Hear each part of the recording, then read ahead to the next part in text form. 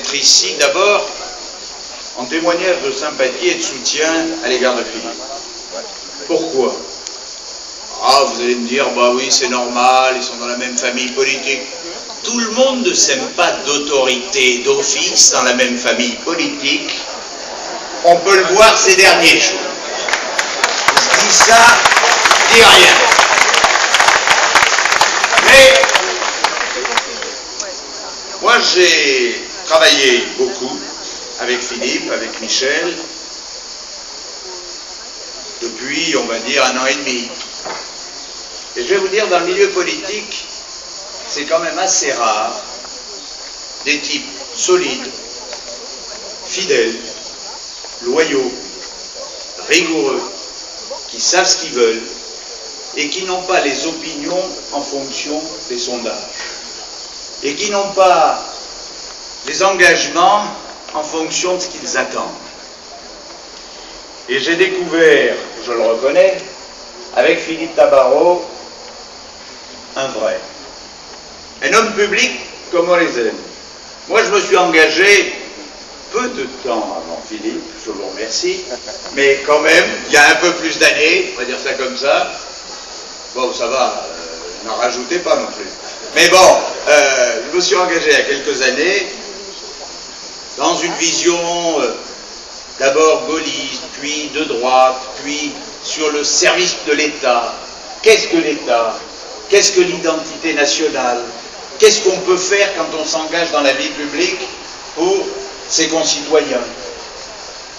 Et j'ai, dans le parcours qui a été le mien, toujours essayé de faire privilégier l'intérêt général, l'intérêt public, par rapport à ma propre conception, de ma propre ambition. Ça n'a pas toujours été très facile. Et on m'a beaucoup, d'ailleurs, reproché de ne pas vouloir trop en faire sur moi. Et je répondais, mais je ne me suis pas engagé en politique pour ça. On s'engage en politique pour gérer une ville au plus près des habitants, pour les habitants. On s'engage en politique pour gérer une région, et je préside la commission des finances de la région Île-de-France, pour essayer de trouver des solutions. On s'engage en politique, au Parlement, ma chère amie, parce que on voudrait des lois qui aident les gens, qui rapprochent les gens, qui fassent que la vie s'améliore. Et on s'engage en politique quand on est ministre, quand on est au gouvernement, parce qu'on croit, on espère pouvoir transformer ce pays et faire en sorte que ce pays aille mieux. On ne s'engage pas en politique que pour se demander si soi-même on va le lendemain avoir tel poste, tel autre poste, etc. Et on m'a même reproché, vous voyez comme quoi, quand j'ai quitté le gouvernement au bout de 2 ans et demi, on m'a dit tu n'as pas été bien servi par ton ami Nicolas Sarkozy, et certains qui ont été ministres pendant 5 ans ont fait beaucoup plus de critiques sur lui après que toi maintenant. Et quand je leur ai dit mais je ne vois pas le rapport, moi je me suis engagé pour ce pays. Je suis né au Maroc. Et mes parents, après l'indépendance du Maroc, sont revenus ici, à Marseille.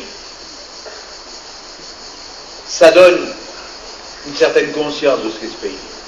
Ça donne une certaine envie de ce qu'est la France.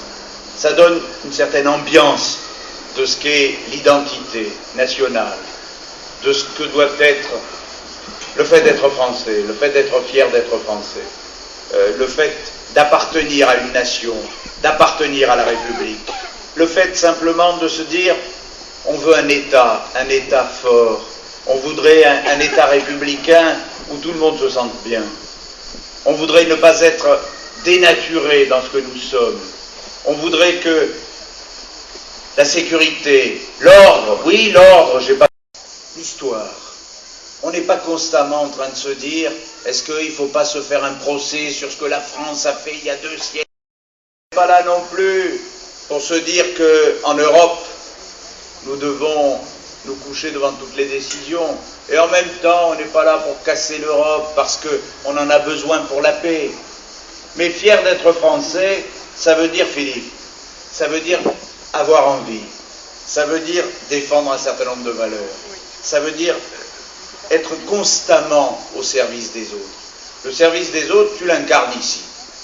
Le service des autres, c'est aussi de défendre des idées au Parlement, ailleurs, dans le public. quand je vois aujourd'hui le président de la République, j'avais dit que je ne ferais pas trop de politique. Bon. Bon, là, il me dit, vas-y, ne me pousse pas. Tu ne sais pas à quoi tu t'engages. Mais, bon, allez, on a un président normal. Si, il le dit tous les jours. Quoi? Mais vous n'êtes jamais content. Avant, on disait, Sarko, on le voit trop, il bouge, il remue trop, ça suffit. Oh là là, il nous faut un calme. On a Hollande, là on est tranquille, on n'est pas dérangé.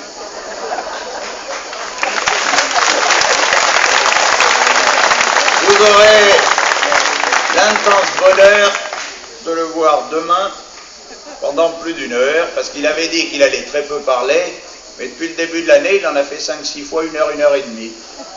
Je ne vous demande pas ce que vous avez retenu, rien. Si, la boîte à outils. Oh. Donc on a un président normal, mécano. Il a une boîte à outils et tout est dedans. Quand vous lui dites trop d'impôts, c'est dans la boîte à outils. Quand vous lui dites mais on ne veut pas de tel texte, sociétaux et tout, c'est aussi dans la boîte à outils. Mais enfin, vous tuez les collectivités, vous faites en sorte de faire des textes de décentralisation qui ne tiennent pas la route, c'est dans la boîte à outils. Alors on finit par se dire, c'est une boîte à outils ou c'est une boîte à malice? Il y a quoi dedans? Alors en fait, il nous dit, mais c'est simple, tout est là. Attendez, il faut du temps pour que ça fasse effet. Alors, j'ai tout fait voter. Nous, au Parlement, on se demande bien quoi. À part, si, tous les textes pour changer le nombre de sénateurs, la structure du conseil municipal, les élections régionales, les élections cantonales. Ça, les modes de scrutin, ils ont tout changé, ça, c'est sûr. Sur la vie des Français, moi, je n'ai pas vu beaucoup de textes d'amélioration. Mais il y a une boîte à outils. Et puis, il y a un gouvernement uni, avec vraiment des vrais. Et pour les retraités, c'est dans la boîte à outils? Sûrement aussi, oui. Mais vous verrez dans quelques années, parce qu'il faut du temps. Mais ah ben ça, si vous leur demandez en plus de travailler. Non mais, moi avec ma collègue Jour, on ne va pas insister sur le gouvernement, il y a 40 ministres, certains le savent, d'autres moins. Et puis, si vous voulez, dès qu'il y a une position sur les gaz de schiste, vous avez un ministre qui dit l'inverse, et comme celui-là a des réseaux, il n'est pas évidemment écarté du gouvernement, mais si vous êtes une ministre comme Delphine Batteau, qui dit j'ai pas assez de budget, là vous êtes viré. C'est normal, mais un autre peut dire au Premier ministre, occupe-toi de ton aéroport là-bas, là, à Nantes, vous nous la paix, je fais ce que je veux, peut dire le lendemain l'inverse. On peut avoir une déclaration de François Hollande ou d'ailleurs de Moscovici début de l'année 2013 qui dit non, c'est terminé, il n'y aura plus d'augmentation d'impôts, et Moscovici, il y a 1 mois, 3 semaines, qui dit si, je suis obligé d'augmenter les impôts encore en 2014 et peut-être même en 2015. Donc en réalité, on a un président de la République, sincèrement, on va le dire entre nous, il a été élu en 2012 et chacun d'entre nous le sait, à un moment, c'est comme ça, où il y a eu un rejet de Nicolas Sarkozy. Il a fait une belle campagne et à la fin il est bien remonté, mais bon, ça n'a pas suffi. Et Hollande a été élu. Et aujourd'hui, il profite des divisions de la droite. Il profite du climat actuel de la droite. Non pas pour faire passer ses textes, il sent bien que les textes ne sont pas souhaités, ne sont pas voulus, mais pour mettre en place une ambiance. Et cette ambiance, elle est délétère. Elle est délétère pourquoi? Parce que tout est dans la provocation, tout est dans la division, tout est dans le clientélisme. Sincèrement, quand on voit l'état de la France aujourd'hui, quand on voit l'état de la République aujourd'hui, quand on voit l'état de l'opinion publique aujourd'hui,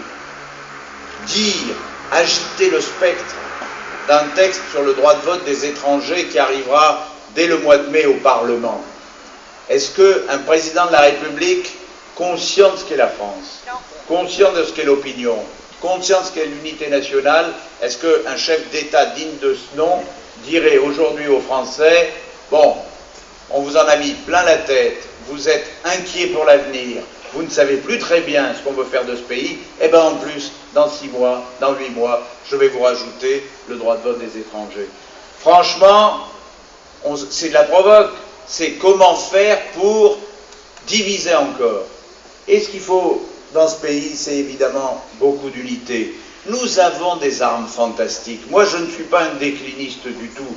Bien sûr que nous nous affaiblissons. Bien sûr que c'est inadmissible de voir autant de jeunes quitter le territoire national pour aller ou faire leurs études, ça là, à la limite, pourquoi pas, mais faire carrière à l'étranger. Franchement, si on était un pays d'avenir, si on était un pays qui fasse envie, aujourd'hui les jeunes resteraient ici, s'installeraient ici, fonderaient des familles ici, fonderaient des entreprises ici, auraient envie de créer ici. Si nous ne sommes plus capables, nous la France, de dire à nos jeunes, restez, prospérez, créez, innovez, inventez, imaginez, c'est votre pays. Il sera ce que vous en ferez. Les générations qui nous ont précédés ont connu 2 guerres mondiales, ont connu la décolonisation, ont connu l'élan industriel. Ils ont bâti ce pays. Ne désespérez pas de ce pays. Ne nous faites pas désespérer de ce pays. Il faut se battre pour que ce pays retrouve à la fois la grandeur, si tant est qu'on puisse la retrouver, la prospérité, l'envie. Vous vous rendez compte, chaque fois qu'il y a un sondage, une étude, on nous dit vous êtes l'un des pays où les gens ne croient plus dans leur pays. Mais ils n'y croient plus parce qu'on ne les fait plus croire. Est-ce qu'on les fait rêver? Est-ce qu'on les fait espérer dans cette France? Est-ce qu'on les fait penser qu'ils ont raison, envie d'être français? Est-ce qu'on a envie de bâtir un avenir commun? Est-ce qu'on a envie d'avoir un destin commun quand tous les jours, on a le sentiment que seul le déclin, seule la déception, seule la désespérance, seules les non-valeurs, seul le discrédit compte? Un peu de positif, un peu d'envie, un peu de, j'allais dire, de cette force que Philippe veut ici pour Cannes, et que nous devrions, nous tous Français, avoir envie pour ce pays. Franchement, quand on vient dans une association, quand on vient dans un parti politique, quand on vient partout, on vient pourquoi? On vient parce qu'on sort de son égoïsme individuel, parce que c'est tellement plus simple de ne vivre que pour soi. Moi aussi, j'adore les experts et NCIS. Moi aussi, je préfère regarder la télé plutôt que d'aller à des réunions. Moi aussi, je préférerais ne me contenter que de mon propre sort. Mais quand on appartient à cette nation, il faut franchement tout faire pour qu'elle se redresse. Quand on appartient à ce pays, il faut vraiment tout faire pour qu'il se redresse. Et je le dis sincèrement, quand Hollande a été élu, je me suis dit, après tout, laissons quelque temps. Parce que c'est comme ça la vie, il faut laisser aussi les choses se faire. Peut-être qu'ils vont prendre un certain nombre de mesures qui, après tout, ne sont pas inutiles. Et on assiste à quoi? Eh bien, taxation des retraites, écrasement d'impôts, et encore des impôts. On décourage les entrepreneurs, on décourage l'initiative, on décourage l'envie, on décourage le petit commerçant, on décourage l'artisan, on décourage même les fonctionnaires qui ont envie de travailler plus, on décourage l'initiative, il y en a, mais on décourage tout. Et quand vous découragez les initiatives, les entrepreneurs, les gens qui se battent pour ce pays, eh bien, quand vous découragez tout le monde revient à l'égoïsme sacré du moins j'en fais, mieux je me porte et moins je me montre. Et ça, c'est terrible. Alors on a besoin dans ce pays, il y aura d'autres élections, il y aura des alternances, et on a besoin d'un vrai projet. Et sincèrement, je le dis, tant pis, au-delà de mes propres choix politiques, il faut arrêter les bisbilles, il faut arrêter le côté perso.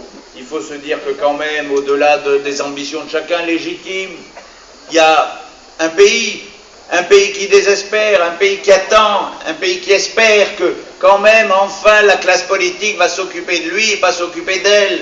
Un pays qui se dit que ça suffit, il faut se battre tous ensemble pour le redresser. Et ce pays, c'est le vôtre. Ce pays, c'est le nôtre.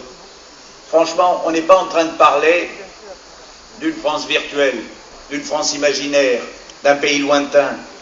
C'est pas Alice au pays des merveilles, c'est le quotidien de chacun de nous. Et ce quotidien, il est souvent difficile. Ce quotidien, il est pénible parce que la crise mondiale, elle est là pour tout le monde. Mais en même temps, c'est le quotidien d'un pays auquel on a décidé d'appartenir. C'est le quotidien d'un pays auquel on est fier d'appartenir. Et c'est le quotidien d'un pays qui fait que, franchement, on est unique au monde. Et bien, quand on a la chance d'appartenir à la nation française, on la respecte, on la protège, on la soutient, on la développe et on fait en sorte de rêver ensemble. Rêver ensemble de la France de demain, rêver ensemble de ce que peut être le fait d'être français. Et Philippe, rêver ensemble du fait que des gens comme toi soient mis en avant. Parce que on n'a plus besoin d'héritiers, on n'a pas besoin de gens qui considèrent comme tout est acquis. On a besoin de combattants, on a besoin de cette espèce de tous ces gens qui se sont battus pour ce pays à tous les niveaux, les industriels, les commerçants, ceux qui ont pris des initiatives, ceux qui dans le domaine politique n'ont pas hésité à chambouler les choses. Faites respirer la France, faites respirer ce pays. Il en a vraiment, vraiment besoin. Et je vous assure, Philippe, si la France va mieux, vous verrez comme vous irez magnifiquement.